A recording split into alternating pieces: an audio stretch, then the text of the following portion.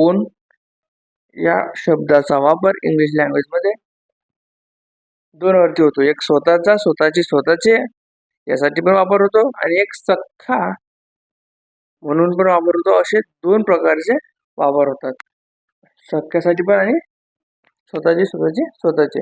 हा एक related word, संबंध सूचक. वस्तूची असो किंवा व्यक्तीशी असो, त्याच्यासोबत माझा संबंध काय आहे, तिच्यासोबत त्याचा संबंध काय आहे, त्याच्यासोबत तिचा संबंध काय आहे, ते दर्शवण्यासाठी ओनचा वापर करतात. ठीक आहे, या प्रकारे ओन होता. व्हिडिओ आवडल्यास व्हिडिओला लाईक करा, शेअर करा. कमेंट बॉक्स तर खालीच आहे आणि चॅनलवरती फर्स्ट टाइम विजिट असेल तर चॅनलला सबस्क्राईब करून बेल आयकॉनला प्रेस करा, ऑल ऑप्शन चूज करा, जेणेकरून माझा व्हिडिओ जेव्हा जेव्हा अपलोड होईल तेव्हा सर्वात आधी तुम्हाला दिसेल. नमस्कार.